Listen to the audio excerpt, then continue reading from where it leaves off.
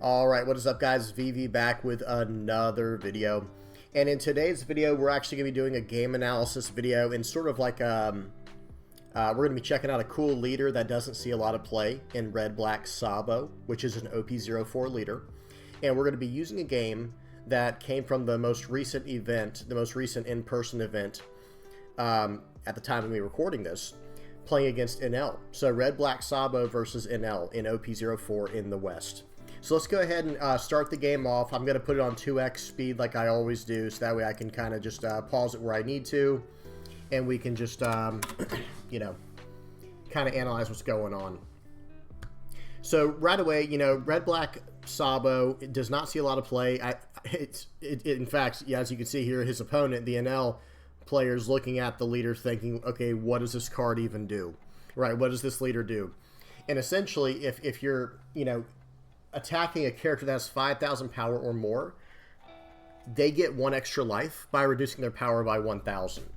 You see what's going on? So in other words, if you attack your Borsalino, right, because this is a black deck as well, it's red and black, right? If they attack your Borsalino, well, and you can let it get KO'd and use your leader's effect to make him into a 5,000 power for the rest of the turn instead of 6,000. But you see how it generates value in that way by slowing down your opponent. Okay, so let's get to the point where they are. Okay, let's just, I'm going to fast forward just a little bit here. Okay, so here we go. Starts off with a Nami search. I went too far. I'm sorry, guys. We got to go back. Okay, so turn 1 goes to Sabo. He's going to do a Nami search and grab a 3-cost Rush Zoro. Okay, and now he's going to start off with a Shura, with a turn 1 Shura. So both players have had an ideal start, that's for sure. Getting their searchers off, and now we're off to the races. Okay, so Sabo is going to swing 7, and Enel is going to take it. And then follow up with a Chopper, 1-cost Chopper blocker. So let's see what Enel does with 4. He's going to swing for 5, so he's probably going to play an Ohm out of hand, right? That is a pretty, actually just a Holy. He did not have the Ohm, but he left 1 Dawn active. That should be interesting to see what he does with that. Okay, so the Sabo player is going to swing for 6. Let's see if the Enel wants to use a 2K here. Nope, he wants to go down life, which does make sense.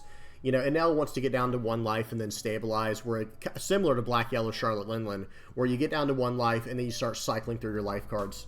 So he gets a Satori trigger from life. Now let's see what he trashes to put this into play. He's got a grip full of cards there, so let's see what he decides. He's going to toss a Brûlée. That makes sense. Brûlée is very easy to answer. Okay, so the Sabo follows up with a 3-cost Rusher and swings for 6, and a 2K counter gets Enel out of it, no problem. Very easy. Okay, so 6 Dawn turn for Enel. He's going to swing 5 at the Zoro and 1K counter out with a Searcher Nami.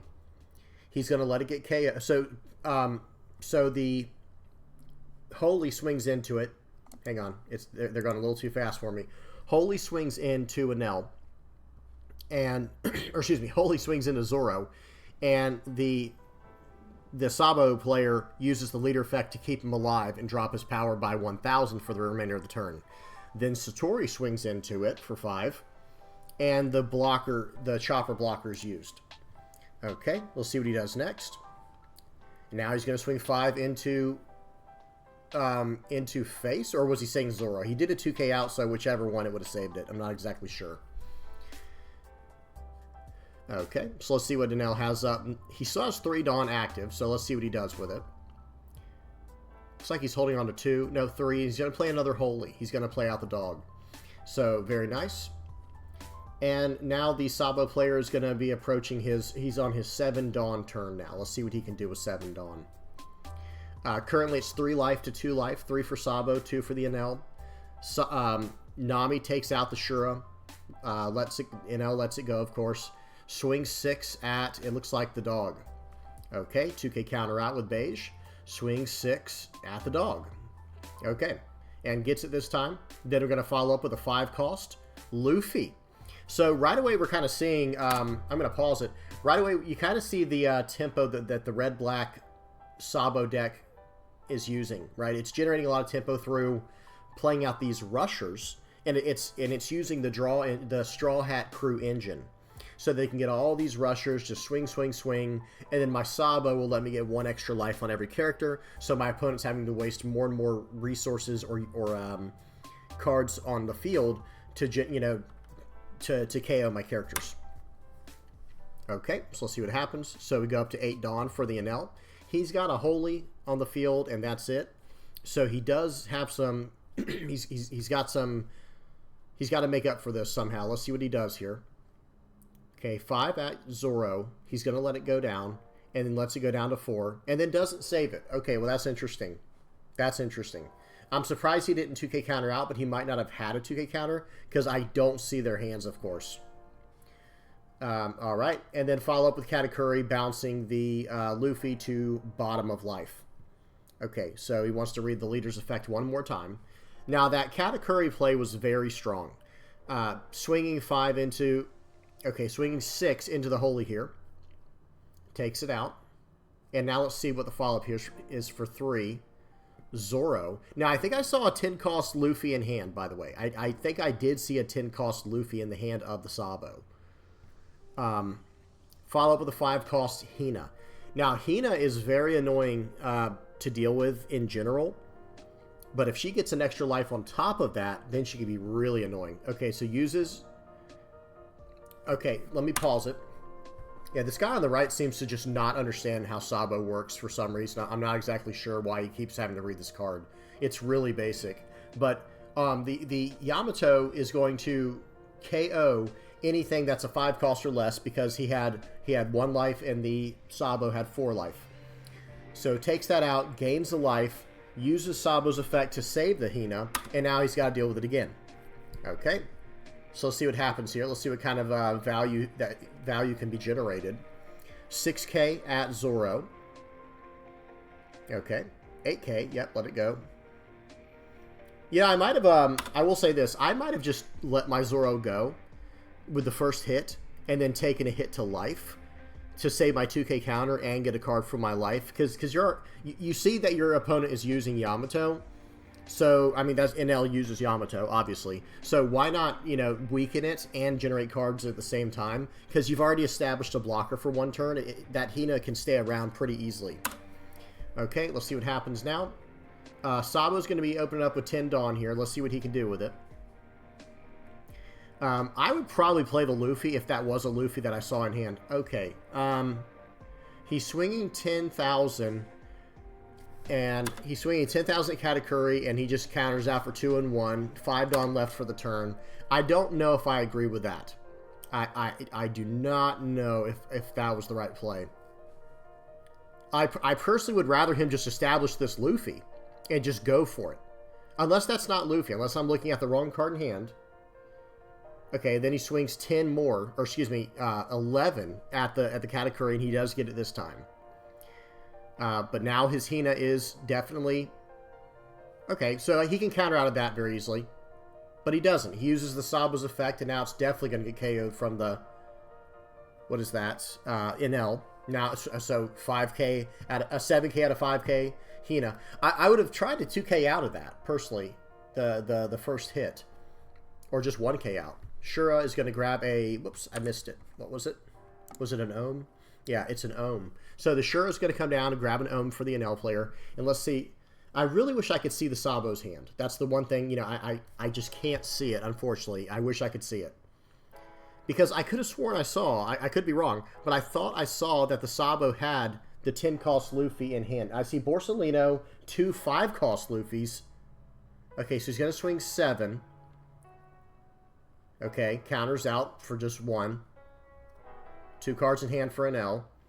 See, another thing too, I'm gonna have to pause one more time. I feel like the Sabo player is playing into the Enel's hand. Like, why are you going for board? You have 4 life. I understand how Enel's leader effect works, but you have a way to counter 1 KO every single turn, no matter what. So why not just start going for life with all these rushers, and then they have to swing 2 attacks into your rusher every single time? I don't know. It just seems weird to me. And here we go again. We're swinging 6 at life. Gets a Shura. Okay. Let's see what we get from the Shura. Shura's going to grab a Enel. Yeah, okay, so the heat's on now. Like, Enel's probably coming down next turn. Play a Borsalino. Yep. Please show your hand, Sabo, I want to see. Okay, so Shura takes out the, you know, the Nami. 5 at life. Take it. Okay. Let's see what we get here. 7 at life. Okay, 7 at life takes it. I probably would have just blocked 2k counter out, and then if he swings into my Borsalino here with his Enel in hand, remember we saw an Enel in hand, or with his Yamato, I'm going to save that one to force another attack into the Borsalino. Okay, he's going to do it now. Now he's just going to let it get the effect off, and now almost without a doubt, the 7 cost Enel is just going to plow that over. Yeah, and now he has an unstoppable board state. Okay, well that's that, and let's see what Sabo can do. Oh, I almost saw his hand. Let me see. I'm sorry, guys. We got to go back because I just have to see. I don't know what that one card is, unfortunately. He has a card in hand. I didn't know what it was from a glance. Okay, so I see 2 Rad Beams and 2 Luffys, and the last card, I just don't know what it is. So let's see. Or actually, he has one other card as well. He has 6 cards altogether. So Sabo is staring down a board that just seems unstoppable. So swing 7 at life. Take it, cycle it out, trash a card from hand, trashes the Katakuri. Makes sense to me. Even though Katakuri is very strong in this position when you could just put a Shura back on top of your life if you do go down to 0. So, alright, let's see what happens here. Plays out a 5 cost Luffy. Swings 7 more at life. Gets a Brûlée. Okay, and it's going to be past turn with 2 Dawn up, so he does have 2 Radical Beams to try to make it through one more turn. This is a less than ideal position for the Sabo to be in. This is a very bad position to be in. Let's see what happens. So, yeah, he's thinking, okay, I'm just going to attack first, see what you do. Swing 9. So that was at face, so he had a 4k and 1k to get out of that 9k at face, not at Luffy. Yeah, just looking at the current board state, I would say the game's pretty much over. Okay, yep, gets out of that one with a Rad Beam. Let's see what he does here. And now he's going to have to swing at life here. Let's see what he gives him. Here we go. This is kind of, this turn seems like it could be the end of the game. Like he's trying to ration out. Okay. He's got 6 in one pile, 4 in another. What could he be doing here? It looks like he has a Thunderbolt in hand. I couldn't see the rest. I think if I'm Enel, I wouldn't have trashed that Katakuri. Pretty much under any circumstance, because then I could have just gained a life this turn and taken out the Luffy and gone full board control. Okay, but that's easily going to be game right there. So he swung for 6 with Enel. And then with 8 Dawn, or excuse me, with 9 Dawn left, he paid 2 to put his Shura at 5,000, or maybe 6,000. It went plus 3,000 from 200 million volts of Maru, and then plus 7 more. Yeah, and then there's no way out of that, and that's going to be game. Yeah, it was the 10 cost Luffy, guys. Did y'all see it? Okay, it was 10 cost Luffy. So one thing I have to say is there was a turn right here. I think it was. Like, this turn was fine. Let me go plus 30 seconds. Right here. Where he untaps with 10 Dawn. I'm like 90% sure. I could be wrong. But I think he had the 10 cost Luffy here. And this would have been the turn for the Sabo player to play it. Instead of going for the Sabo like this. Or not the Sabo, excuse me. The Katakuri. Oh, man, unfortunate. If that is the case, that's unfortunate, because I feel like that would have changed the entire game. Because then he could have sat back on a Hina that could survive an attack. You have 4 life, and then if they try to KO your big Luffy, you know, it's going to take so much, and you can have that survive 1 hit if you need to with your leader's effect. Okay, well, awesome game. Enel does win it. Sabo needs a little work, I think. I don't know. I just think that... Y'all tell me what y'all think about Sabo in the comment section below. It feels like it is missing a little bit. Hopefully it doesn't fall under the category that I've mentioned many, many times of... Actually, I'll just let it play out while I'm talking. I do feel like there is a... it's a little bit of a... How do you say this? Any leader that has 4 life and cannot gain life or generate insane amounts of Dawn every turn, it just can't compete. And there might be another stipulation built in there as well of like generating value. And Sabo can almost do what we're saying. And who knows? Maybe, I don't know who these players are. I don't know who Joshua is on Enel. I don't know who Matthew is on Sabo. But these 2 players, I don't know their skill level. Maybe a better player would have beaten Enel in this situation. Like I said, maybe if that is in fact the 10 cost Luffy, I think we can see it right there. I think we just saw the 10 cost Luffy in hand. Right, that's got to be it, right? Let me just... I'm pretty sure that's it. It's Hina, double Luffy, and then Enel in hand. I mean, and Hina in hand. Actually, was that was from a little bit back. Anyway, I don't know. Oh, that was it. There we go. Hang on. I'm gonna pause right when he plays this Borsalino. We're gonna see. Yeah, that's it. That's it for sure. That's like, I'm 99% sure that's the Luffy. I could be wrong. Oh well. Anyway, let's keep. Let me keep it on play. Long story short, I think that Sabo suffers from the same thing that every single other multicolored leader suffers from that can't gain life.